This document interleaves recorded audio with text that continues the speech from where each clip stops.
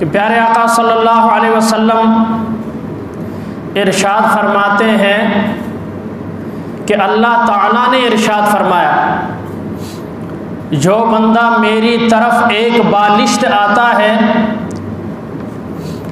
تو میں ایک ہاتھ اس کی طرف بڑھتا ہوں، اور جو ایک ہاتھ میری طرف بڑھتا ہے تو میں 2 ہاتھ اس کی طرف بڑھتا ہوں، جو چل کر آتا ہے میں دوڑ کر آتا ہوں، اور میری رحمت جو ہے اسے ڈھانپ لیتی ہے، میری رحمت اسے ڈھانپ لیتی ہے۔ یہ 2 حدیثیں ذہن میں رکھیں۔ موضوع ہے اعمال سے مدد آئے گی، اعمال کریں گے تو مدد تب آئے گی، مدد تب آئے گی۔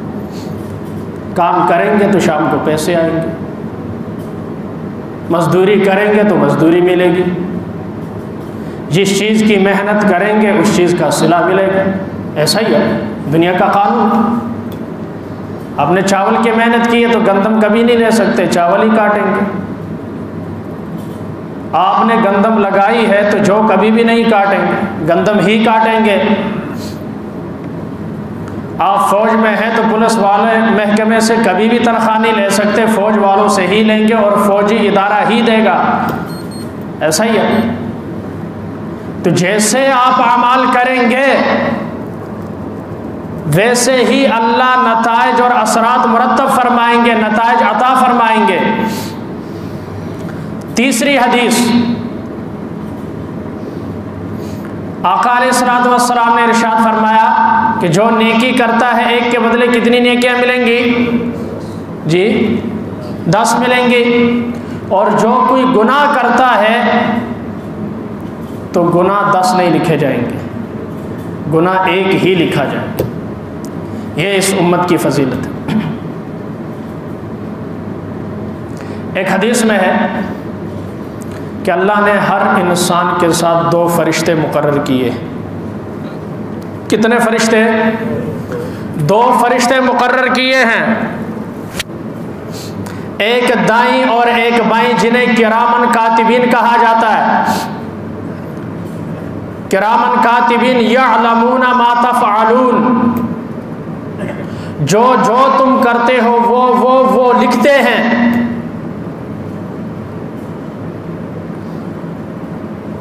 ارشاد فرمایا کہ اس میں اللہ تعالی نیکی لکھنے والے فرشتے کو برائی لکھنے والے فرشتے کا امیر بناتے ہیں۔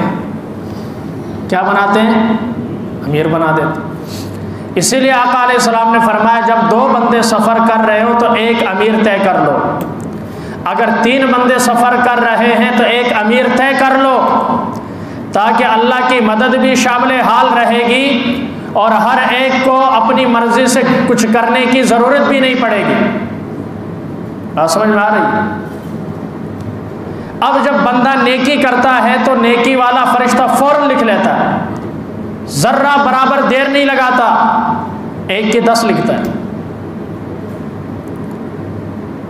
لیکن جب بندہ برائی کرتا ہے تو بدی والا فرشتہ امیر صاحب سے اجازت لیتا ہے، امیر صاحب اجازت ہے، وہ کہتے ہیں تھوڑا صبر، ہو سکتا ہے بندہ توبہ کر لے، استغفار کر، صبر کر۔ کچھ دیر گزرتی پھر پوچھتا ہے اجازت ہے جی لکھ لوں؟ امیر فرشتہ کہتا ہے نہیں، 1 چانس اور دے دو۔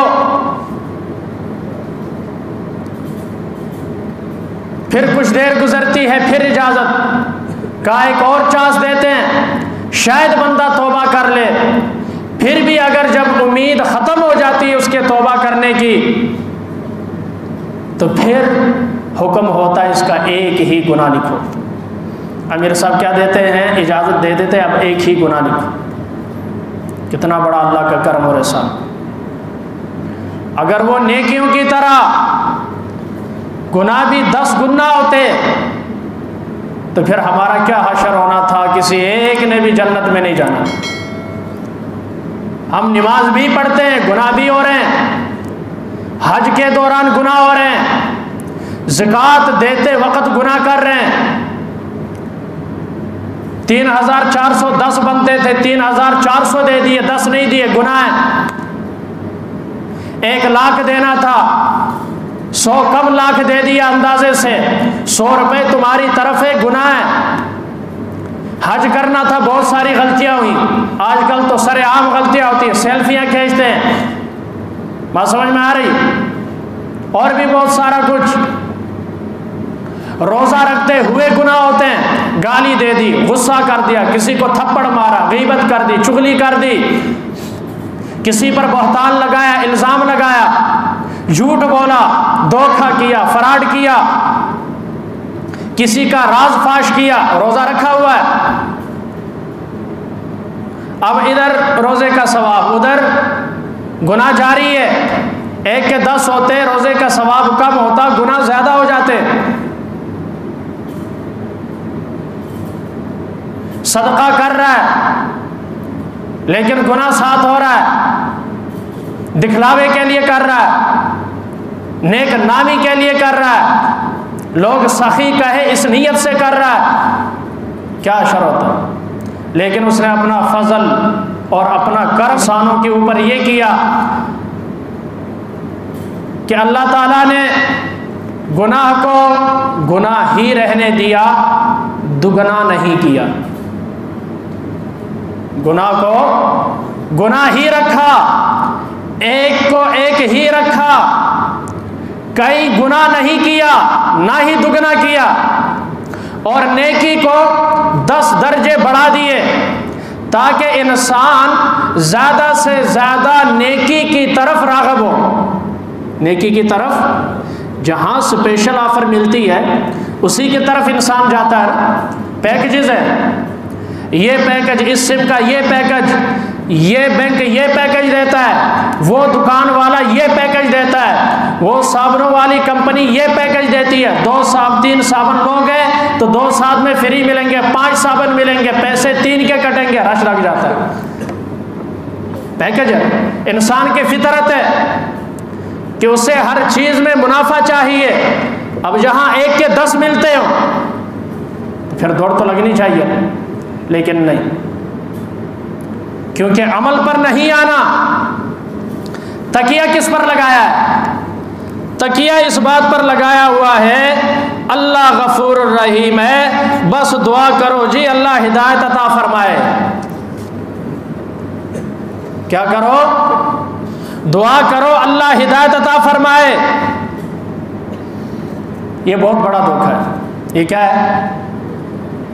ایسا کبھی نہیں ہوا کہ بھوک لگی ہے، آپ بیٹھے ہوئے ہیں کہ اللہ غفور رحیم ہے کل دے گا. اب گھر میں روٹی کا ٹائم ہوا، بیگم کہتی ہے سبزی لاؤ، کہتا ہے اللہ غفور رحیم ہے. کہ دکان پر جاؤ، کہتا ہے نہیں یہاں آ کر لوگ پیسے دے دیں گے، اللہ غفور رحیم ہے. مزدوری کرنے جاؤ، نہیں اللہ غفور رحیم ہے. جب ہم مزدوری میں یہ جملہ نہیں کہتے، دکان کھولنے میں یہ جملہ نہیں کہتے، روٹی کے وقت یہ جملہ نہیں کہتے، بچوں کے لیے کھانا لاتے وقت یہ جملہ نہیں کہتے،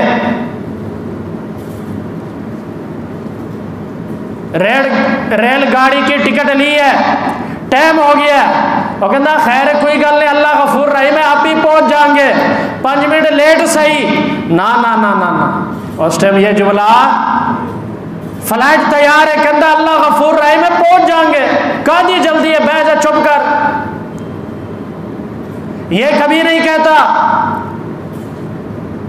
1 گھنٹہ لگتا ہو تو 3 گھنٹے پہلے ڈرائیور کو فون کرتا، ہاں بھائی تیاری ہے جلدی آؤ کہیں لیٹ نہ ہو جائیں. وہاں یہ جملہ نہیں کہتا. نماز کی باری آئے اللہ غفور رحیم، روزے کی باری آئے اللہ غفور رحیم، حج کی باری آئے اللہ غفور رحیم، زکوٰۃ کی باری آئے اللہ غفور رحیم، صدقے کی باری آئے اللہ غفور رحیم، نیکی کی باری آئے اللہ غفور رحیم، پڑوسی کے حقوق خیال رکھنے کی باری آئے اللہ غفور رحیم.